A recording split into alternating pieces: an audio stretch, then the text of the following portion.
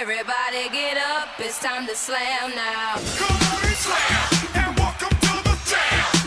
Come on and slam, if you wanna jam.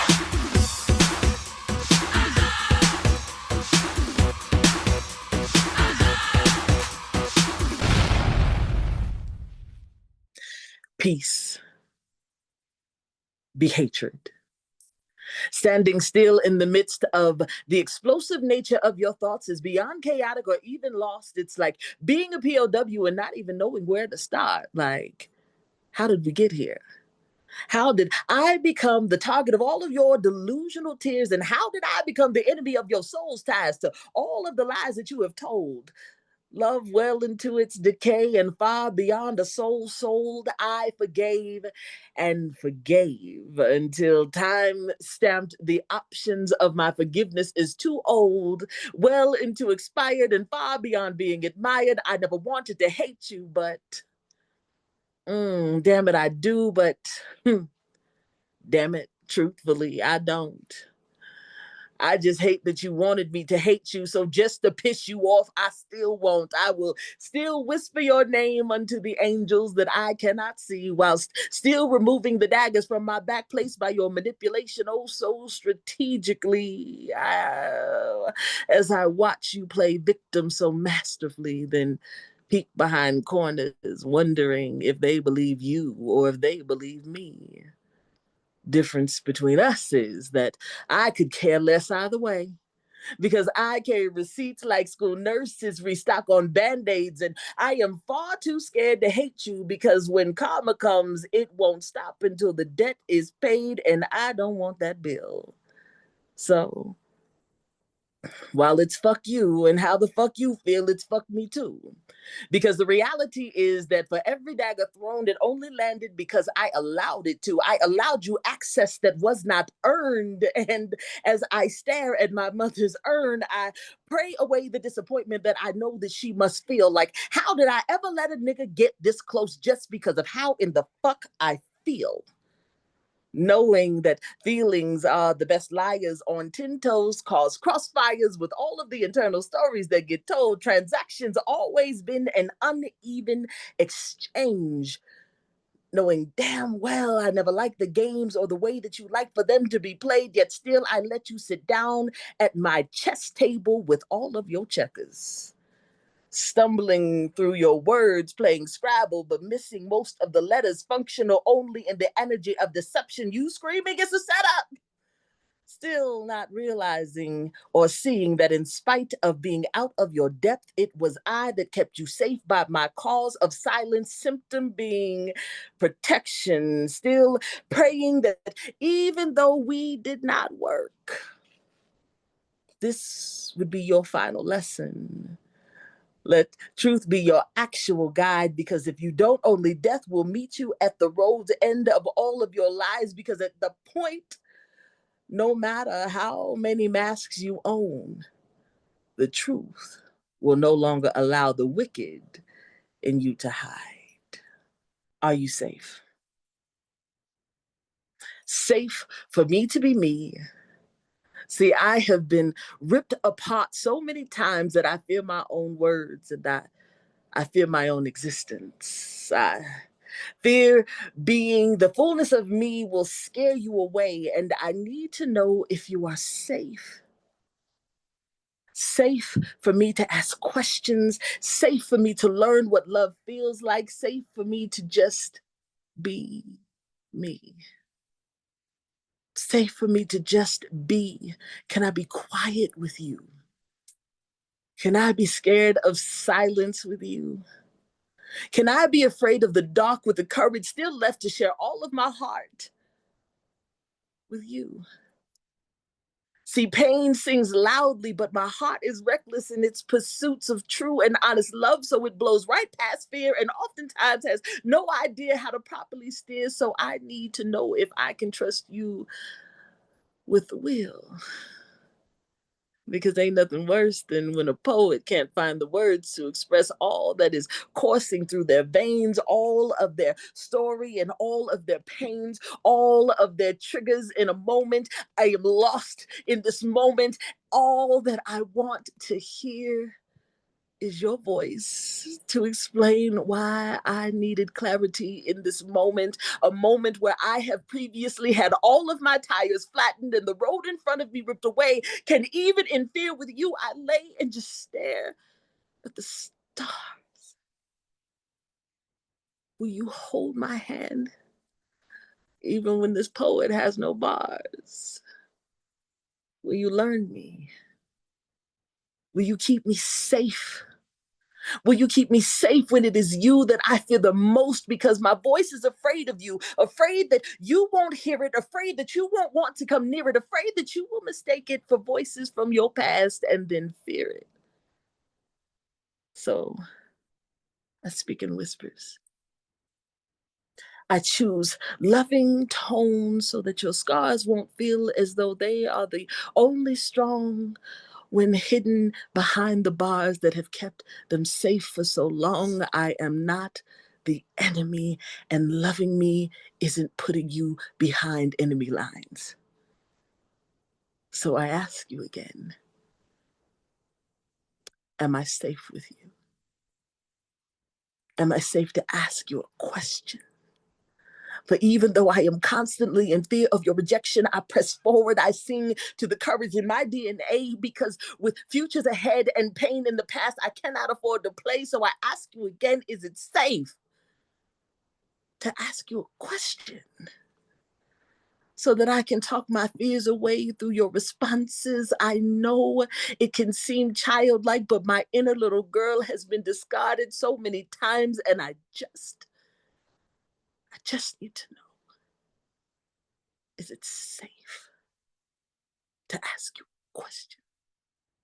You see, ego states that I must announce myself by name every time that I enter into a room. Like, hi, I'm Lady Shyne, a rich bride, like Clementine with an unsuspecting groom. But my gift, my gift dictates that my light must arrive long before I do, because the raging waters of the ego can have me drowning too. So instead of screaming, I whisper, because there is power in my tone. From the depths of my whisper to the peaks of my moans, I walk in confidence because even in solo steps, I am never truly alone. You see, I couldn't be the darkness if I wanted to, for I was created within a limitless mold, and I choose not to be your misery, though capable of great harm.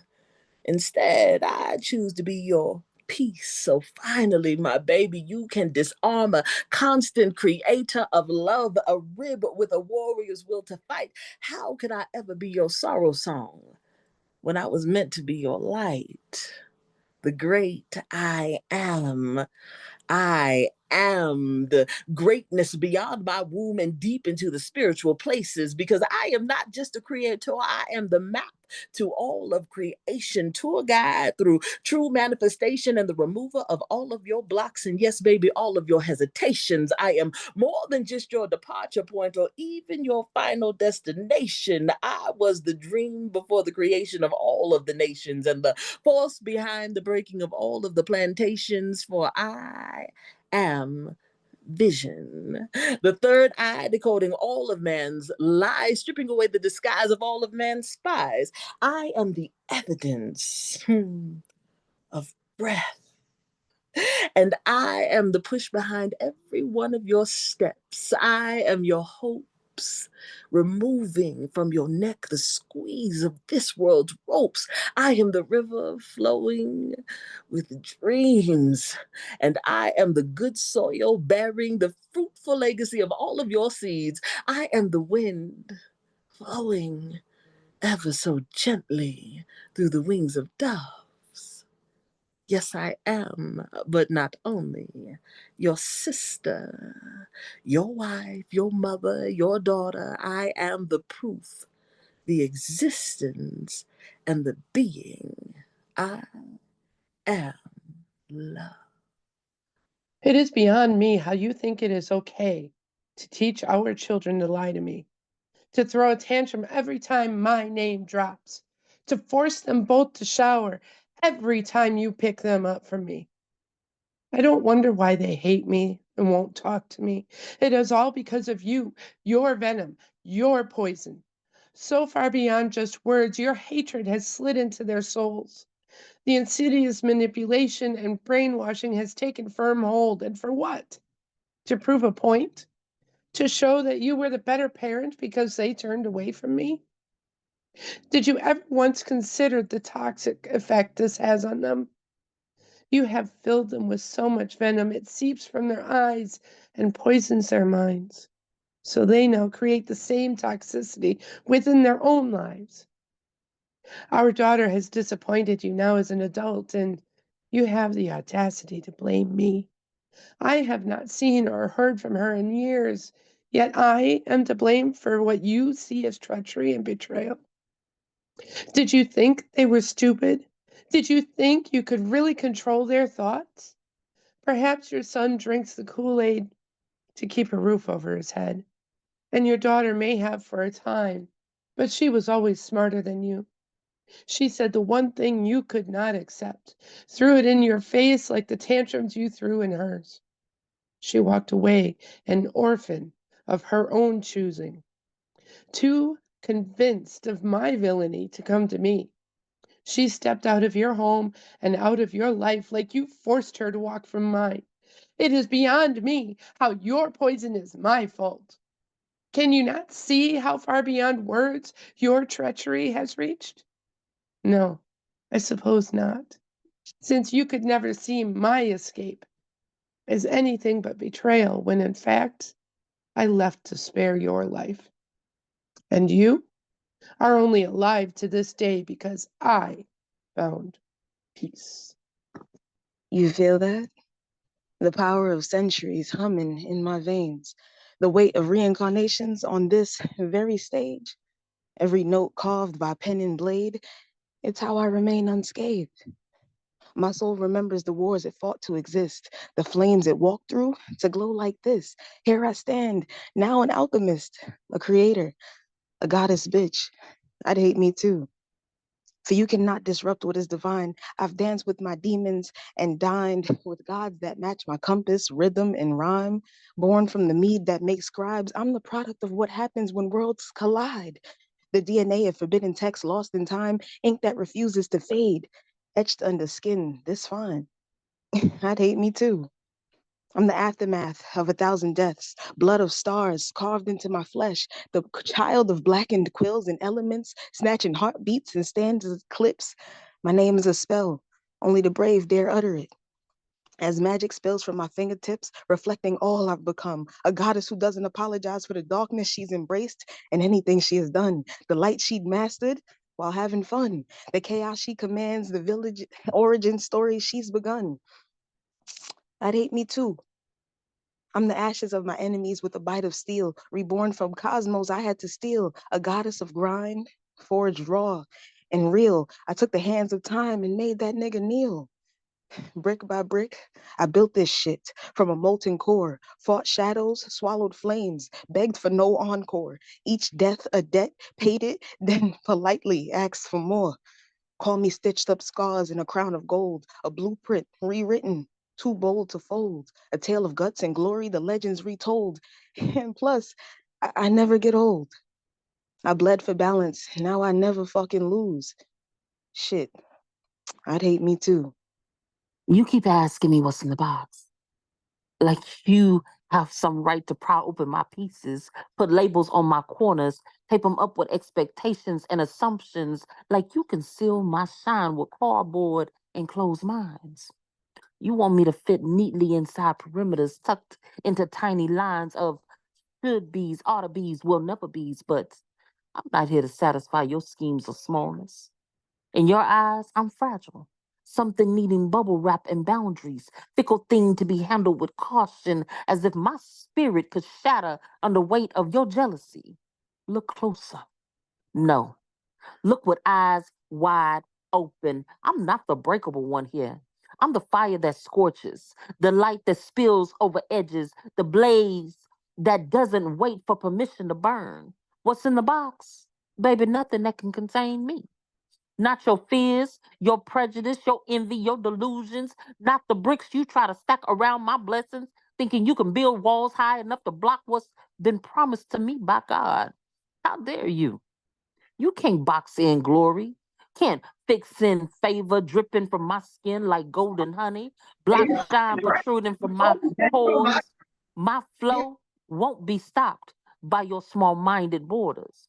You want me hiding in shadows, tucked away in corners, unseen, unheard, but that's not me. I'm here in full bloom, spreading roots so deep even your walls crack, trying to hold me. What's in the box, you ask? Never realizing that box was never meant for me. I was born to overflow, to break open barriers, to bless spaces that never expected my shine. So you can keep your damn box. It doesn't matter how pretty the bow used to decorate it. It doesn't draw me in. With my head held high, I'll walk away carrying glow you can't dim, a truth you can't deny. I remain unboxed, baby, and unstoppable. Why, you ask? Because I'm blessed by God. From age 14 to 18, if there was one possession that I would have taken with me to live on a deserted island for the rest of my life, it would have had to have been my Timberland boots. Would it have been the possession that made the most sense? Of course not. But you cannot deny the aesthetics, deep ties to hip hop culture, or the overwhelming sense of power of a Timberland boot. Timberland boots, some people call you Timbos, others call you Butters. I simply called you Tims. Timberland boots, you are. All right, sorry about that. Technical difficulties. You guys don't mind me starting again? That would be awesome. Is that cool? My bad. All right, sorry about that. All right, oh, Timberland boots. Sorry about that. From age 14 to 18, if there was one possession that I would have taken with me to live on a deserted island for the rest of my life, it would have had to have been my Timberland boots. Would it have been the possession that made the most sense? Of course not. But you cannot deny the aesthetics, deep ties to hip hop culture, or the overwhelming sense of power of a Timberland boot. Timberland boots, some people call you Timbos, others call you Butters. I simply called you Tims. Timberland boots, you were always fresh to death. And when I paired you with Tommy Hilfiger and polo shirts, you made my self-worth skyrocket like the stock market right before a crash. And in the DMV, everybody loved you. You weren't just a New York trend, you were worldwide. Timberland boots, in my mind, you made classmates forget that I had satellite dishes attached to my head or a permanent shadow underneath my right eye. Timberland boots, after years of being wrapped in awkwardness, Timberland boots, you made me feel slightly less awkward. Timberland boots, I had you in every shade, from cinnamon to black to mahogany brown and even white. Yes, I said white, well, off-color white, and stood out enough that I had kids in class my junior year say, I didn't know Timberland made cowboy boots. But I didn't care because these Tims were on discount, practically half of their regular price. Timberland boots, why were you so damn expensive? My parents weren't always able to afford you, so I bought the rest of you myself. But you know what? You were worth it. Timberland boots, you motivated me to get a job filing papers in a doctor's office, which I hated, but it didn't matter because I needed you like Hermes to help me fly. Timberland boots, were you made in Vietnam or China? I hope they pay the workers who made you fairly. Timberland boots, a time capsule in boot form, reminding me of my youth, the good, the bad, an overwhelming sense of nostalgia, and a memory of a time where the biggest worry I really had was scuffing my Timberland boots, and sometimes I wish I could go back. Because I am white, I will never know the weight of a lifetime's worth of prejudice and discrimination, the burden of being defined by my race rather than the qualities that make me who I am. I will never experience the constant vigilance required to navigate a world that often sees me as a threat simply for existing. Because I am white. I will never feel the sting of being followed, watched, and scrutinized in the very places I should feel safe. The stores, the streets, society, and itself. I will never know the fear of being stopped, questioned, or harassed by those sworn to protect and serve simply because of the color of my skin. Because I am white. I will never understand the weight of generations of oppression, the legacy of a system built upon the backs of an entire race. I will never feel the burden of being viewed as less than or having my very existence questioned and challenged at every turn. Because I am white and I do have children of color, I worry about their safety and I wonder if they will return home unharmed, unscathed by the very systems meant to keep us all secure. I have had the difficult conversations with my son, the ones that teach him how to navigate a world that may not see his worth, the ones that tell him to keep his hands up where they can be seen, the one because of the color of his skin, he is automatically guilty. Conversations one should never have to have. Because I am white and I have this privilege, this unearned advantage, it comes with a responsibility to listen, to learn, to use my voice for those who have been silenced for far too long and for those who no longer have a voice. I have a responsibility to stand in solidarity and to fight for true equality. In the end, we are all human, deserving of dignity, respect, and the opportunity to thrive regardless of the color of our skin. It is time to acknowledge that and confront the uncomfortable truths. And to quote Langston Hughes, only then can we truly say that we have created a just and equal society where the promise of liberty and justice for all is not just a hollow phrase, but a lived reality. Please let poetry be poetry. And let me be the poet so that I can poet into poetry. No disclaimer to my message because if the shoe fits, you might as well grip and pull the shoelace and double knot it. Or could this message be a double knotted? A little hard to miss and hide it. Your gesture, it roars louder than a lion which is not silent. Let the poet bleed and reflect, and yeah, you know the rest. Please let poetry be poetry. Whatever happened to all that I. You see, we, the poet, be the shovelers with our shovelers. We all use our sixth sense. We all had to dig deep and even bit a little more deeper. Hey, your listeners, what exactly are you looking for? Answers? Well, the answers are certainly there. No need to dig deep into this because we work hard already. And the work has already been done from a poet. Just open your eyes and open your ears and just let poetry be poetry. You see, people be getting me. You see, if I was a poem, I would be an electric force, filled with words with attention to execute, and I will blow your mind. I will be clouds underneath you so that you can sleep better at night. Listen, if I was a poem, I would be your wild, free, and freaky side. Someone working the middle down, then up, and in between. If I was a poem, I will push you to think, having you gasp for air, having you calling God's name like, oh my God, back and forward. You see, if I was a poem, I would use ammo. And I would use those same ammos because it would be locked and loaded. And I would use them. I would use those same words because my words are my protection.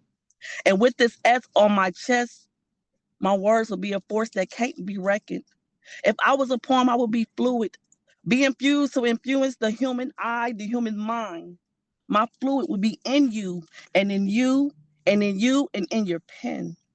If I was a poem, I would be happily to pretend because I know at the end, I would always win.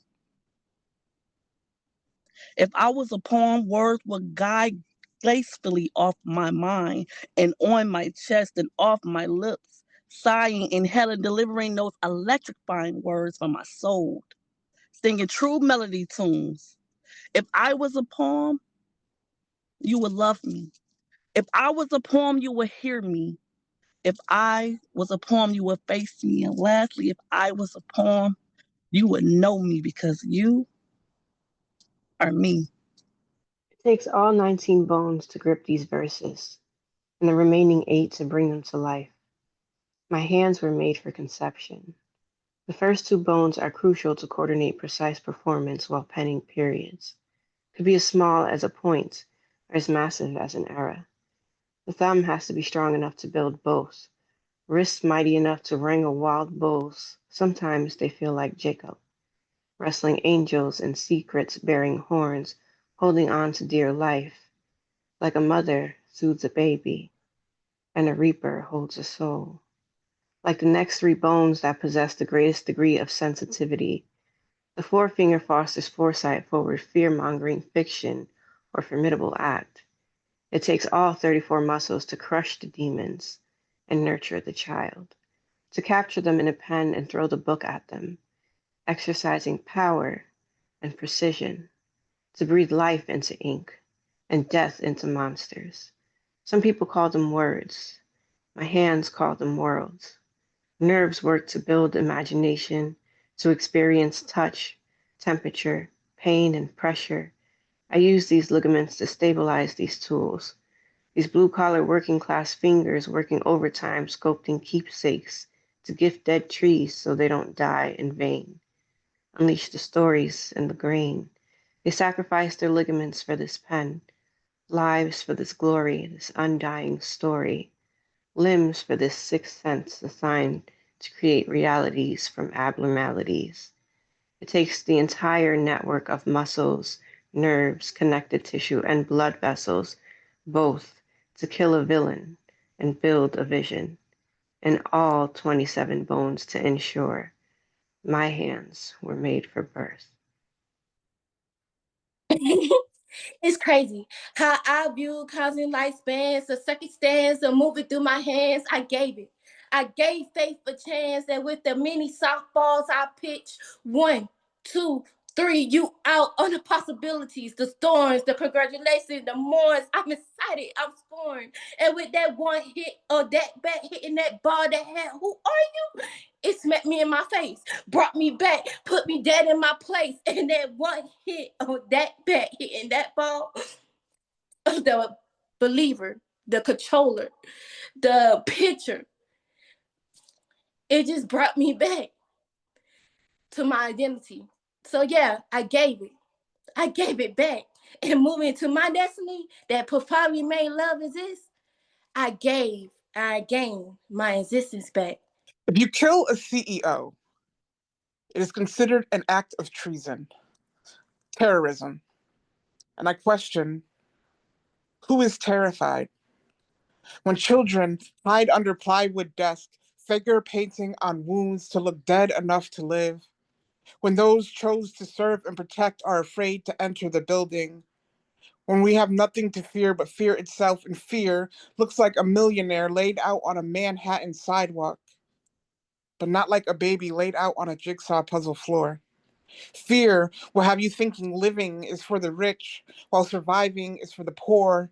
And if you fight back, looking for a battle, you will get a war, and all that comes with it.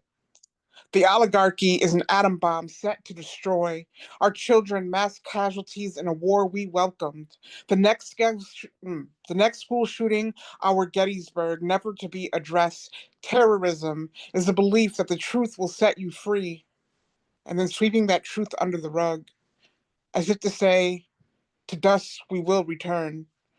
America has always believed the want for freedom to be a mental illness. No wonder they call woke a mind virus. Place your identity on page 10 of the DSM. But killing a CEO will put you on page 1 of the New York Times with the headline calling you the face of terror. But you have become accustomed to the bodies and no longer fear death. If you are not afraid of dying, I ask you, who is terrified? Lone wolf sits with a chief, a mouth of fire. We sat at spring, humming over native flutes, reed and wind, trying to forget the cold of winter, biting air so close at feet, nipping nails, curling toes, thinking of the warm waters of youth, flowing over rocks, trying to collect that reflection of your smile. In small puddles, our hands clutch. Small memories we want to change, daydreaming into the past as a portal, going back, attempting to amend our failures, unthreading time, unraveling moments, fighting so hard in the dark to rewalk our imagination, tracing the steps of our errors, removing the roadblocks in our direction, reflecting on the waters lost in our fingertips. These years, are long gone, grabbed by the earth eaters, devoured by the skinwalkers, swallowed by the wendigo, faces stretched miles along the river, and slowly the daydream's gone. I reside inside myself, wolf, revolving, sharing space of a convoluted world where you went missing and the miles of our parting. The wood flute sings at war with the self in a battle of you, where the crow calls blacken out the night, where the traveler crosses weary and tired, laying his head in the despo of your silence as the Chiina dances its last rain dance. Malficium drinkers, harvesters of sorrow, strands of love severed by the space where two men and lady wander. Lone wolf, you have coursed your trail on all fours, covering the valleys in your footprints, gazing along the cliffs until you are summoned to the circle, surrounded by deer mustangs who cannot be tamed, for the road is full of thickets, and every needle that pierces their hide instigates their hooves to run. When the dust settles from the fear that you have caused them, you will know, outsider, that the road traveled farthest is the one walked most hard. You are a survivor, like the weary man, until it is your time in the field to rest, letting the great mother consume you in her blanket. Sleep by the fire, wolf, before you journey into the mountains at dawn. Lone wolf, on the road. He walks his own path. It's not that he chooses to. He feels it is the only option he has. He will die for art. He will stand for creation. He will roar for it to be displayed where the foundation of civilizations historically recollect a vision to inspire, to transform, and to implore expression. The lone wolf will still travel its roads with a whisper in the background, punching the stars in unison, calling him toward where it resides. He will place his hide upon a chair, resting his weary head, speaking so softly one must lean in to listen. Time has unearthed art from dirt. It peels the old paint, revealing behind it a hidden mystery of the past, to be rediscovered in a time beyond its creation. A message lost and a message found. Its message interpreted is a message now. Lone wolf, you have walked many miles along the highway. You have crawled, you have bled, losing pieces of yourself along this trail, yet the circle summons you still. You must wander again, crossing the great ocean. Stand in the fire where the heart resides. Surround those mustangs with your howl, the place where love and war dance, nearing the glades of eternal sleep. Hold your breath. It won't take long. You will struggle at first, but you know to give in. Knot your strings and pull your threads. Rest them soundly around neck. Like leash, it pulls in directions. Such is life. What hinders your professions, the fire will consume. Your love gone. Your world numb. Do they know, wolf, that you have met your threshold? Do they know the damage that they have caused in their silence? Crushed of separation, dead to attrition, heart embers cooled.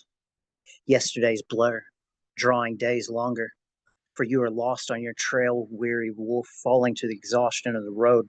When time approaches, the suspense of news will carry no woe. Walk away, wolf, deep into the gaping maw. Give yourself to the lady, empress of bone, garbed of shade trappings, she in black dressings, tugging at collar. Let her guide you to where rest and rot dwell. I am an artist. It may be hard to tell since I no longer have a shaved head or wear the face of a revolutionary on my chest, and I no longer always congregate with fellow artists daily, seeing who's the best at this art thing. I am an artist. It may be hard to tell since I now have a teaching job, and I know plenty of friends who never have even seen me perform on stage. I am an artist. Though if you look hard enough, you just might be able to tell by the way a poem lives in my shirt pocket, struggling for breath whenever I tell someone, oh, I used to perform way back in the day, neglecting to tell them how after I perform, I feel alive for at least a week. Or if you really want to see who I am, just see me perform on stage. I am an artist. When I was in my 20s, it was kind of cool and sometimes enough to get you laid. In my 30s, it felt like a hiccup in my resume. In my 40s, it was, so what's your real job again? I am an artist. I constantly watch performers and take notes, noticing cues and pauses that can make or break a performance. I am an artist because I once had another artist tell me on stage, you can be anyone you want to be. Because when I'm on stage, any talent I have overshadows any deficiencies I typically carry on a daily basis. See, when I'm on stage, I don't have acid reflux and my knees don't buckle when I climb flights of stairs. See, when I'm on stage, my voice is a lightsaber slicing away at inner voices that whisper, "You're not good enough to do this." And my ADHD is my hidden strength, allowing me to hop from topic to topic like frogs leaping off stones. See, when I'm on stage, the spotlight shines brighter than any of my birth defects. And when I'm on stage, all the laughter, anger, pain is bottled in a cathartic release that explodes in a form of positive energy. When I'm on stage, I rip open your expectations of what an artist should sound or look like. See, a stage doesn't care how long I've been away, or that when I first started doing this, my hands used to tremble like branches in an electrical storm. The stage is willing to overlook that I bombed on it that the night I was trying to prove that I was a real artist. It only cares that I'm on right now, and that right now I prove that I am an artist. On the first day of Christmas, he gave me his name. Said it was a gift wrapped. Oh, wait a minute. Oh. On the first day of Christmas, he gave me his name. Said it was a gift I was lucky to receive. Kind of introduction, feeling like a spark before realizing it was a match instead. On the second day of Christmas, he gave me his number, tucked it into my hand like a secret to hold, said, "You're beautiful. Let me show you how the world sees you." Falling hook, line, and sinker, it felt like a start of something worth holding on to. On the third day of Christmas, he gave me roses. They smelled like promises in full bloom. Each petal a spark, a note whispering, "This is only the beginning." And I held them close, forgetting roses have thorns too. On the fourth day of Christmas, he gave me his time. Hours wrapped in laughter and late night conversations, moments felt like forever where his voice became soundtrack to my dreams. I didn't see darkness gathering behind his smile. On the fifth day of Christmas, he gave me his touch. Hand on back lingering a little too long. Fingers traced paths I wasn't ready to follow. I told myself it was love lingering and learning to shape, but something about it felt too heavy to hold. On the sixth day of Christmas, he gave me his rules, softly spoken at first, a guidebook on how to love him properly. Don't wear that, don't talk to them. Why? Don't you just stay here instead? And if I call, you answer. I labeled it devotion, not realizing I was erasing pieces of myself.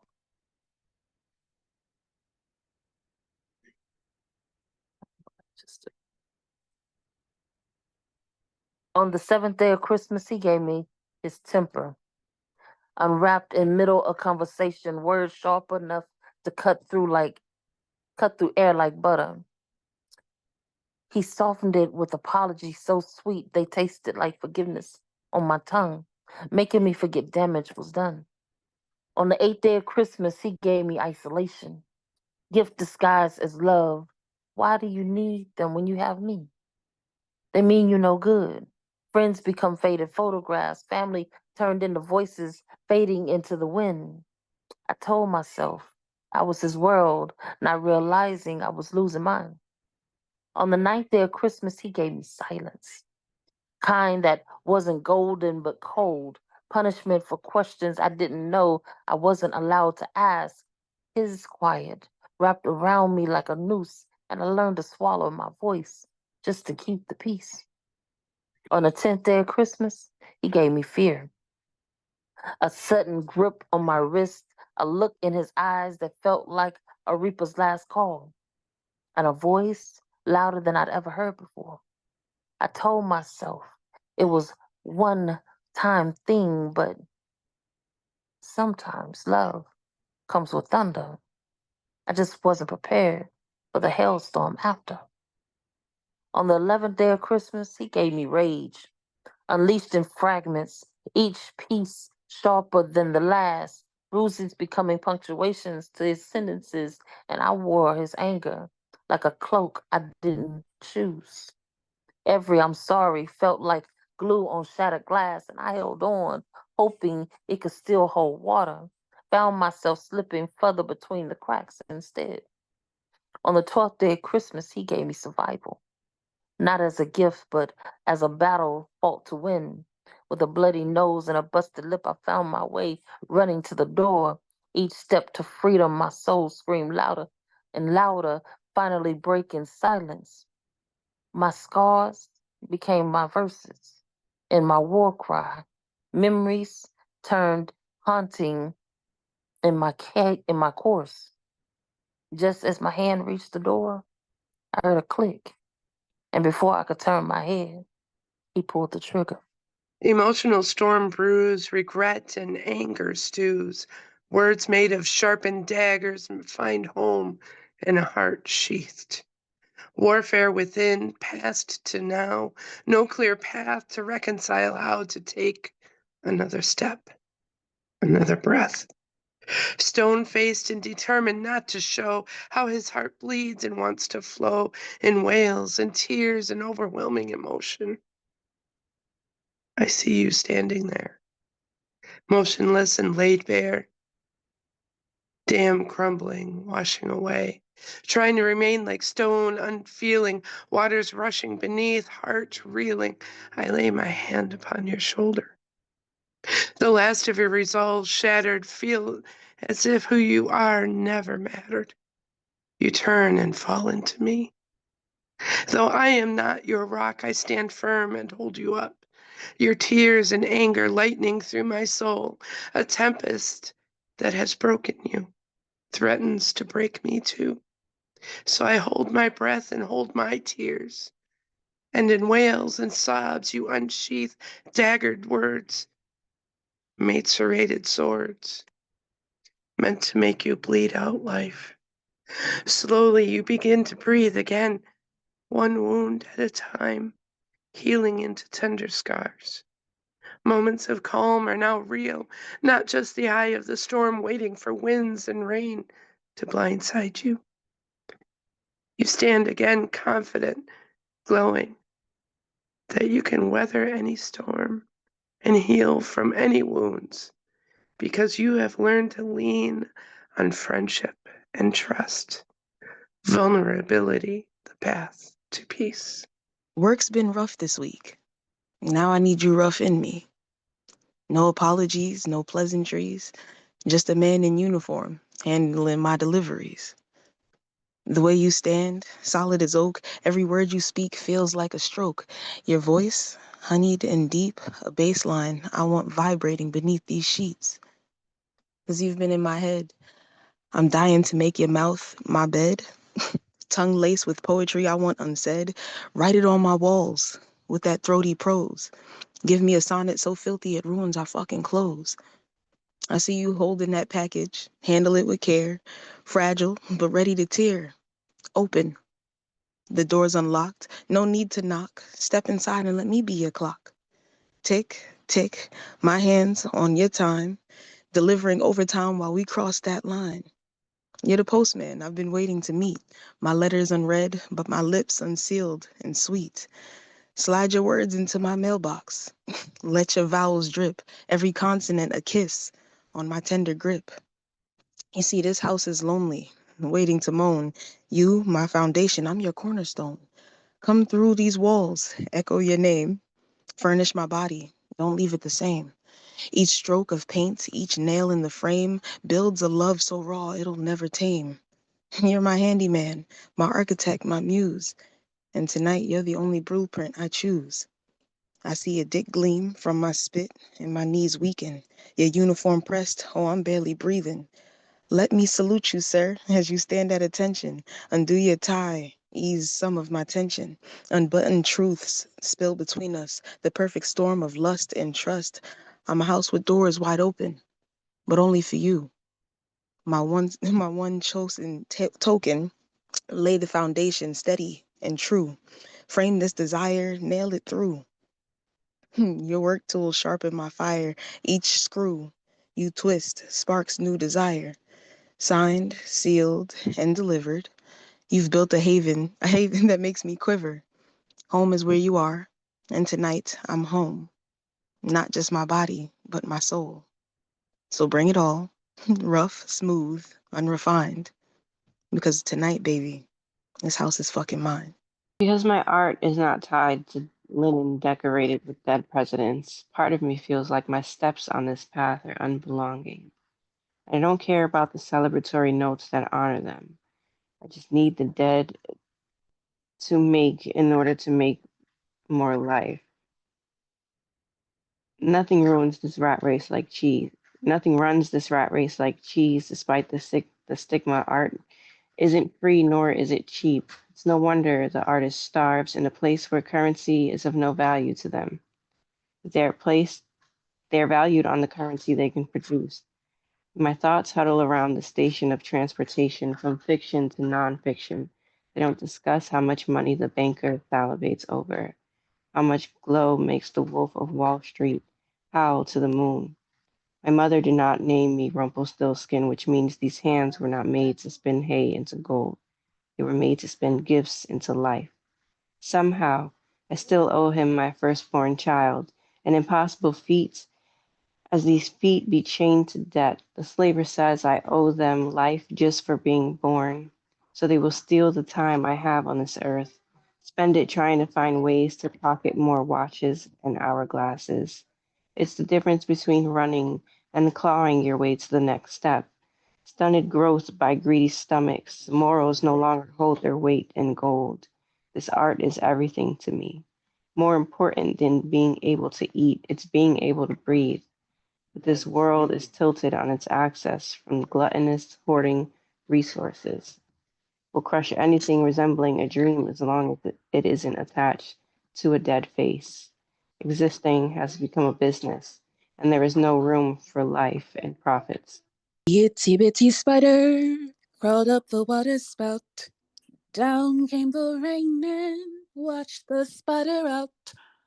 Out came the sun and dried up all this pain. Is inevitable. We all go through life cycles. Wash, rinse, spin, do it all again. Building courage, never folding, anticipating these storms. Weary through wishy-washy situations out of the norm. Lightning and thunder roar. We're pinned up with preparation for survival, simply to exist. Even using all five senses, we still don't know whether the storm is coming or if it's ending. Sometimes we have to hand wash those cloths of comfort when things get muddy in the yard, hearing hard rain, bouncing, clicking, clanking off awnings and rotted initials engraved on washboards. We fall on our knees, prisoner to the thoughts in our minds. Oh Lord, woe is me. Seeking service of a guide. God, pour us. We see our cup half full, leaking with rainwater. Pour us, catching Holy Spirit and blessings in disguise. They said great grandma washed her hair in the rain. You know she was part Native, American. Some called her crazy, insane. But she knew.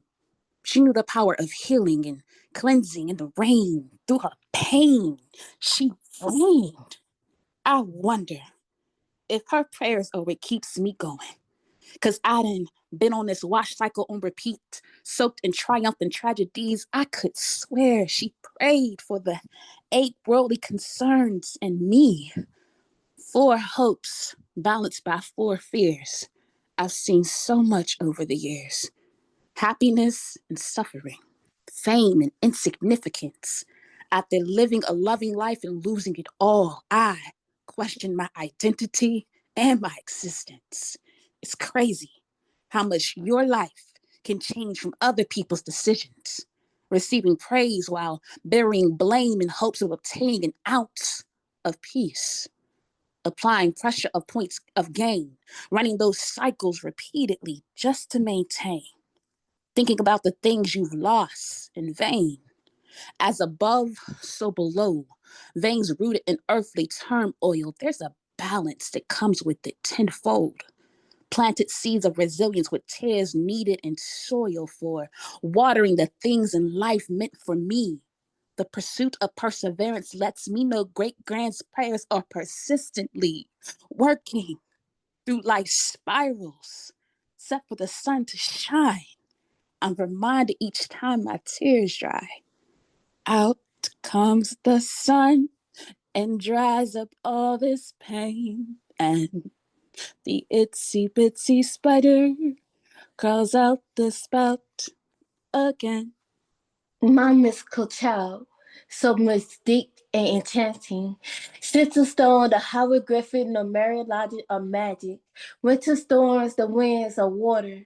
Hey, my child, I'm concerned on the matters of your vigor or your excitement.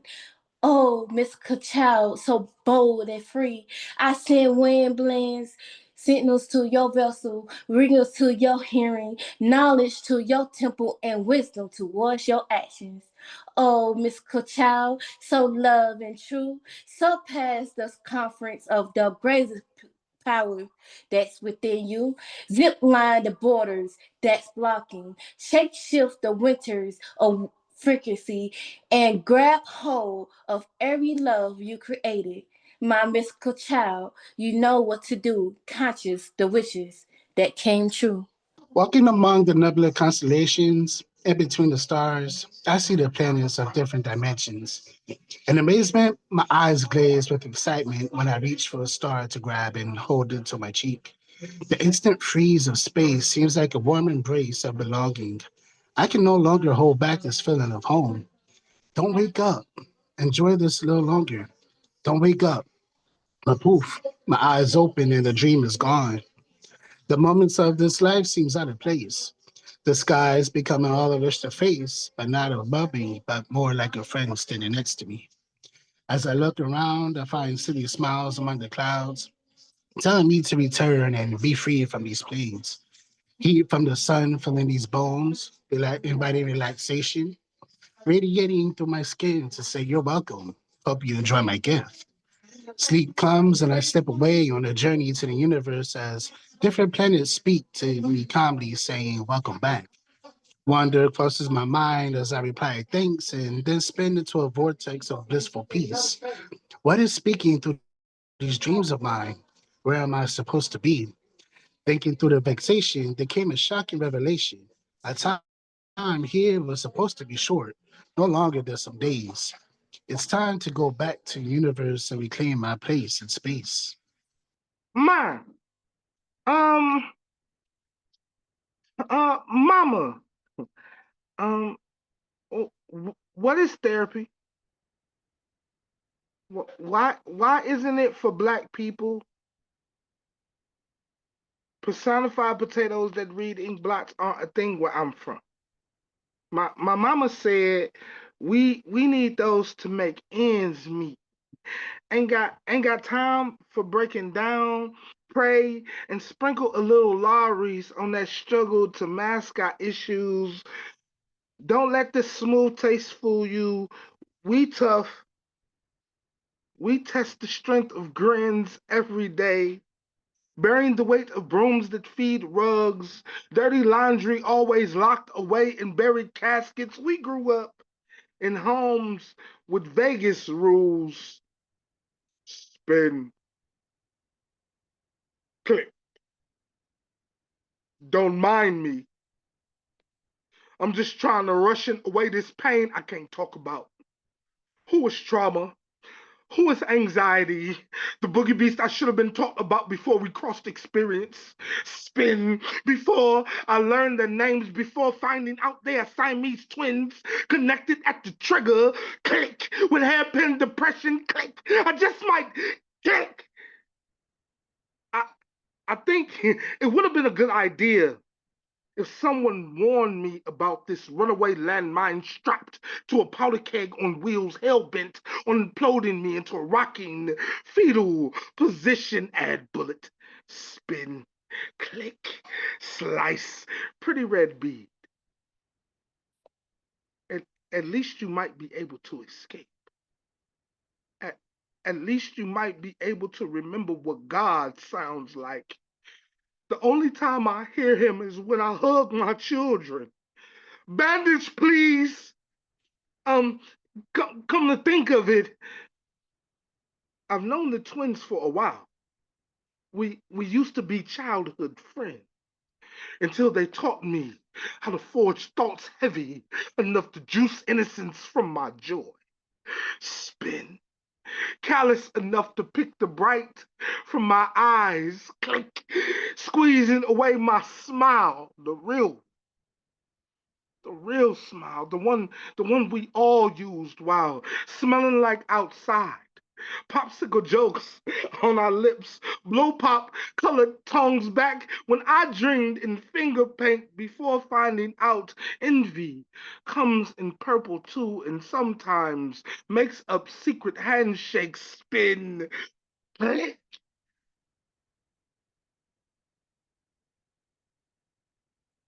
Somewhere between Lincoln logs and adolescence, trauma attacked me anxious, shook me depressed. Swig, spin, click. Where I'm from, we learn how to drink away feeling.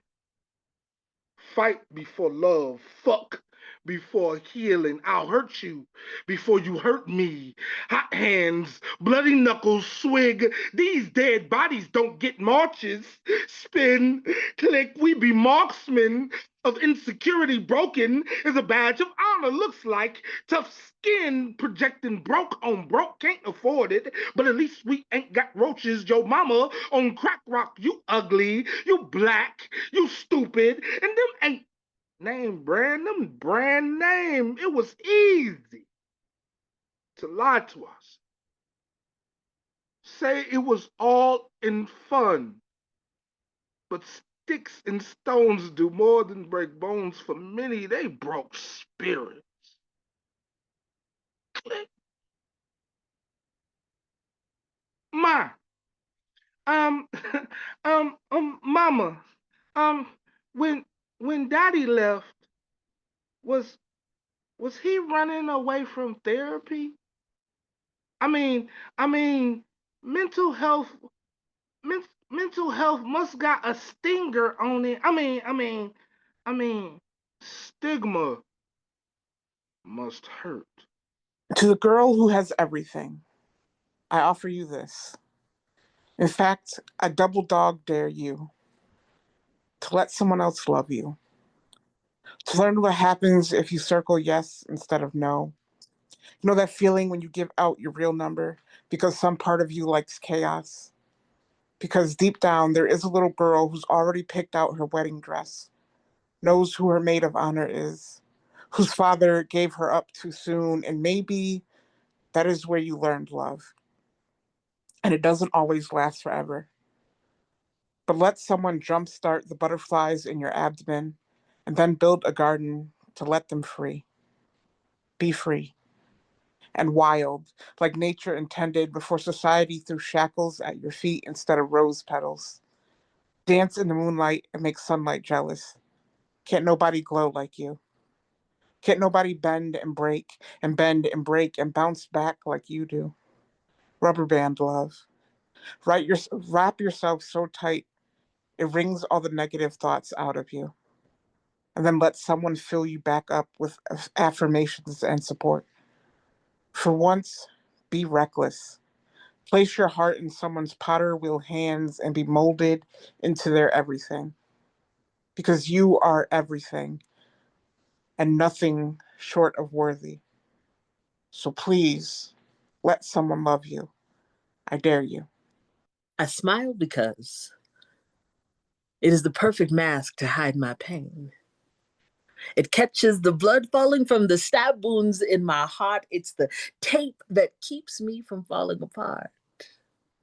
It's the super glue, perfectly filed down to hide the cracks that are the evidence of my shattered pieces. I smile because it prevents the questions that I am just too real to answer with a lie.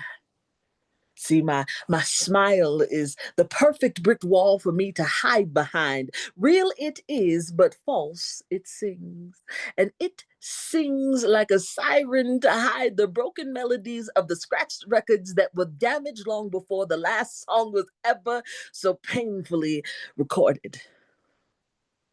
And though I pride myself on reality, I must finally admit that the smile is where all of my misery is hoarded. Each pearly white, the representation of the board of directors casting their individual votes to determine who is permitted the secure access to my truth. See, I smile. I smile because it's safe. And I smile because it keeps all of my secrets so safely locked away, and it allows my demons to play without being on display. See, I smile because even though joy fills my heart, happiness feels like it's a million miles away. So I create happy for others in hopes that it will somehow or someday come close enough for a conversation so that when my tears fall, finally they can be tears of elation. I smile. I smile because it makes life easier for you. Because the pain of the strong isn't something that the world is ready to be used to. So instead of my tears as my wardrobe, a smile. And I have made this smile my go-go gadget permanent suit. Allow me to be your piano. Tickle my keys and walk into the dream world with me. Gentle strokes ready, each key stroked into a divine musical fantasy. Ecstasy all over me. Allow me to sing gentle harmonies to your fingertips, melodies, high notes to low moans. Deep into the belly of me, soul to soul, calming, bring sweet and beautiful healing as you gently tune my strings. I want to sing for you. Accelerando, baby. I give you permission to not only set it, but master my tempo, adagio to allegro. I trust you when you take it too slow. Oh, to the sweet articulation of your baritone and how it causes me to relinquish all of my control. Whisper to my spirit as you set the bar. I love how your bass edges me to a soprano, then the bridge brings it back again. All of the pains of the day in your beautiful touch seem to just drift away. All of those notes that you played brought peace at the coda. And I hope that you won't mind when I press your replay.